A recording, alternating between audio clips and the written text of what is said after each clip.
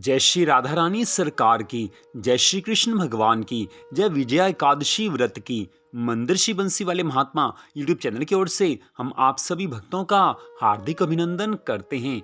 आज हम आपको सुनाने जा रहे हैं फाल्गुन मास के कृष्ण पक्ष की विजय एकादशी के व्रत की कथा और साथ में विजय एकादशी का शुभ मुहूर्त हम आपको बताएंगे और इसके साथ ही विजय एकादशी की पारणा का शुभ मुहूर्त भी हम आपको यहाँ पर बताएंगे। तथा इस वर्ष विजय एकादशी के दिन दो विशेष योग पड़ रहे हैं। दो विशेष योगों में विजय एकादशी का व्रत है। पहला सर्वार्थ सिद्धि योग और दूसरा त्रिपुष्कर योग। तो इन दो विशेष योगों में आने के कारण विजय एकादशी के व्रत की महिमा बहुत अधिक बढ़ जाती है। विजय एकादशी इस बार विशेष रूप से चमत्कारी एकादशी बन गई है क्योंकि दो विशेष युगों में ये एकादशी का व्रत आ रहा है। तो सारी जानकारी आज की इस वीडियो में हम आपको यहाँ पर देने जा रहे हैं। आप एक एक बात को पूरी श्रद्धा भावना से सुने, पूरे ध्यान से सुने। विजय एकादशी का महत्व हमारे हिंदू धर्म ग्रंथों में बहुत अधिक बताया गया है। तो इस वर्ष फाल्गुन मास के कृष्ण पक्ष की विजय एकादशी का व्रत 27 फरवरी दिन रविवार को है। विजय एकादशी व्रत 27 फरवरी 2022 दिन रविवार को है। जो एकादशी तिथि का प्रारंभ होगा वो 26 फरवरी दिन शनिवार को सुबह 10:39 पर एकादशी तिथि आरंभ हो जाएगी और एकादशी तिथि समाप्त होगी 27 फरवरी दिन रविवार को सुबह 8:12 पर। जी हाँ, एकादशी तिथि 27 फरवरी रविवार सुबह 8:12 पर समाप्त होगी। तो हमारे हिंदू धर्म ग्रंथों के अनुसार जो एकादशी का व्रत रखा जाता है वो उसी दिन रखा जाता है जिस दिन सूर्य निकलने के समय एकादशी तिथि हो। तो इसलिए जो विजय एकादशी का व्रत है वो 27 फरवरी दिन रविवार को ही रखा जाएगा क्योंकि 27 फरवरी दिन रविवार को ही सूर्य उदय होने के समय एकादशी तिथि है। और इसके साथ ही हम आपको यहाँ पर बता रहे हैं कि विजय एकादशी के दिन का अभिजीत मुहूर्त वो इस प्रकार है। विजय एकादशी अभिजीत मुहूर्त दोपहर 12:11 से लेकर दोपहर 12:57 तक रहेगा। अभिजीत मुहूर्त अर्थात इस समय के बीच में आप शुभ कार्य कर सकते हैं। इस समय के बीच में किए गए शुभ कार्य का हमेशा ही अच्छा फल मिलता है। इस वर्ष की विजय एकादशी का बहुत ज्यादा महत्व बताया गया है। इस वर्ष विजय एकादशी व्रत सर्वार्थ सिद्धि योग और त्रिपुष्कर योग में हैं। ये दोनों ही योग 27 फरवरी को अर्थात रविवार को प्रातः 8:49 से प्रारंभ हो जाएंगे और अगले दिन 28 फरवरी को सर्वार्थ सिद्धि योग का समापन प्रातः 6:48 पर होगा और वहीं पर त्रिपुष्कर योग का समापन प्रातः 5:42 पर होगा। तो इसलिए दो विशेष योगों के होने से इस एकादशी का महत्व बहुत ज्यादा बढ़ जाता है। तो अब हम आपको यहाँ पर बता रहे हैं विजय एकादशी की पारणा का शुभ मुहूर्त। तो विजय एकादशी की पारणा 28 फरवरी दिन सोमवार को प्रातःकाल 6:48 से लेकर प्रातःकाल 9:06 तक की जा सकती है। इस समय के बीच में आप व्रत को खोल सकते हैं।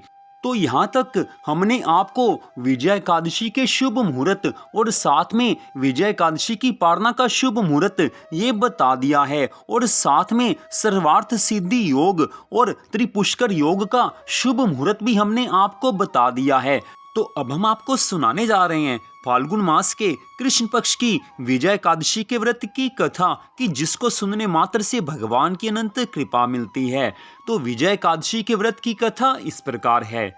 युधिष्ठिर जी महाराज भगवान श्री कृष्ण जी से कहने लगे हैं कि हे वासुदेव श्री कृष्ण, हे प्रभु, हे अंतर्यामी प्रभु, फाल्गुन मास के कृष्ण पक्ष में किस नाम की एकादशी होती है, कृपा करके बताइए।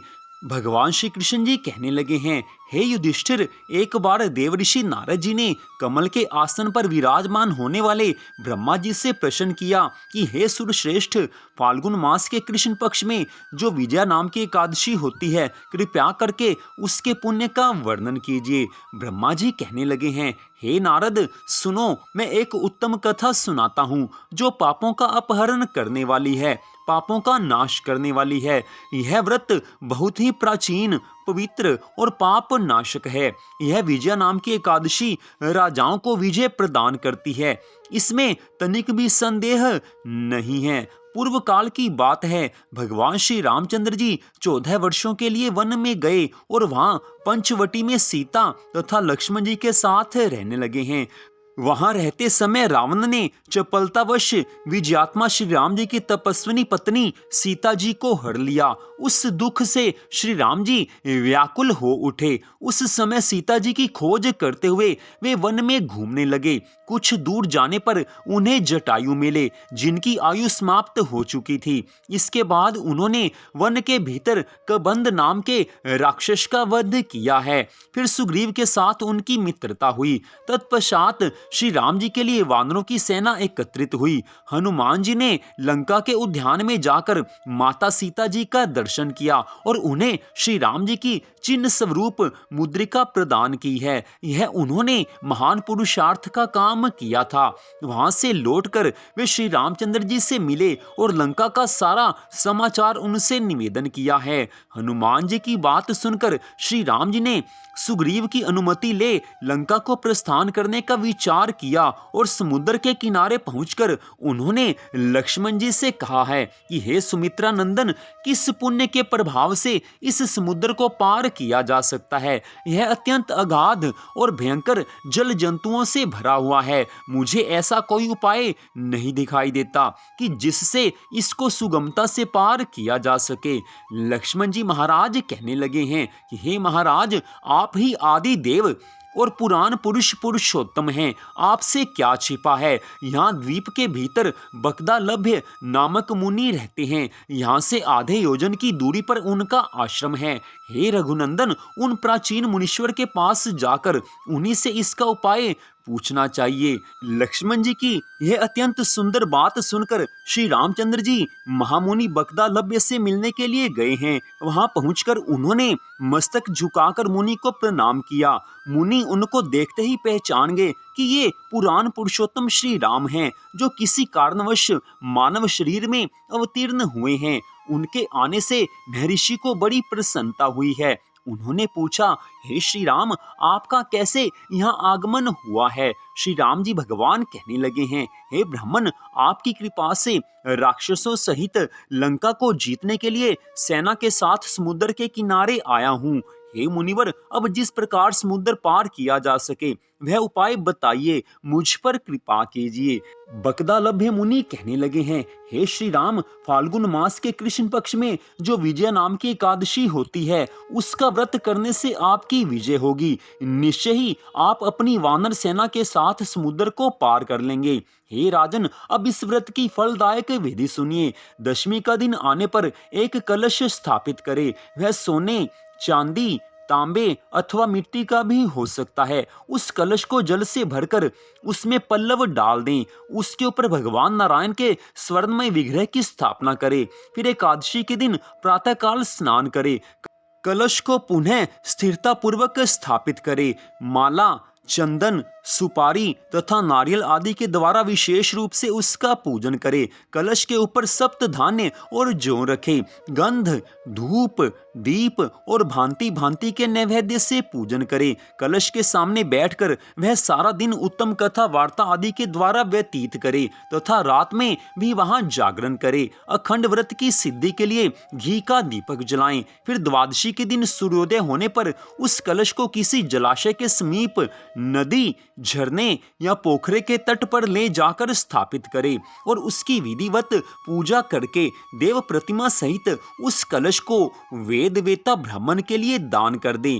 हे महाराज, कलश के साथ ही और भी बड़े बड़े दान देने चाहिए। हे श्री राम, आप अपने यूथ पतियों के साथ इसी विधि से प्रयत्न पूर्वक विजय एकादशी का व्रत कीजिए, इससे आपकी विजय होगी। इतनी कथा सुनाकर ब्रह्मा जी आज कहने लगे हैं, हे देवऋषि नारद, यह सुनकर श्री रामचंद्र जी ने मुनि के कथना अनुसार उस समय विजय एकादशी का व्रत किया। उस व्रत के करने से श्री रामचंद्र जी विजयी हुए हैं। उन्होंने संग्राम में रावण को मारा, लंका पर विजय पाई और सीता को प्राप्त किया। हे पुत्र, जो मनुष्य इस विधि से व्रत करते हैं उन्हें इस लोक में विजय प्राप्त होती है और उनका परलोक भी अक्षय बना रहता है। इतनी कथा सुनाकर भगवान श्री कृष्ण जी युधिष्ठिर जी महाराज से कहने लगे हैं, हे राजन, इस कारण विजय एकादशी का व्रत करना चाहिए। इस कथा को पढ़ने और सुनने मात्र से वाजपेयी यज्ञ का फल मिल जाता है।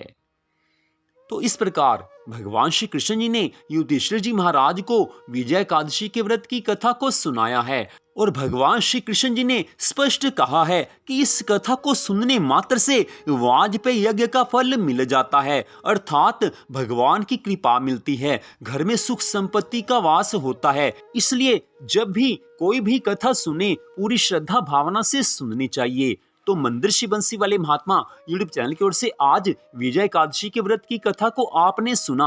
आप सबका हार्दिक धन्यवाद। भगवान की अन्य कथाओं को सुनने के लिए कृपया हमारे चैनल को सब्सक्राइब कर लीजिए। इससे आप भगवान की अनेकों कथाएं सुन पाएंगे। तो भगवान श्री राधा कृष्ण जी की, श्री लक्ष्मी नारायण भगवान जी की विजय एकादशी व्रत की अनंत कृपा सदा आप सब पर, आपके परिवार पर बनी रहे। आपके घर में महालक्ष्मी माँ का सदा के लिए वास हो। इसी मंगल कामना के साथ जय श्री राधा रानी सरकार की, जय श्री कृष्ण जी भगवान की, जय विजय एकादशी व्रत की। जय जय श्री राधे, जय जय श्री राधे, जय जय श्री राधे श्याम।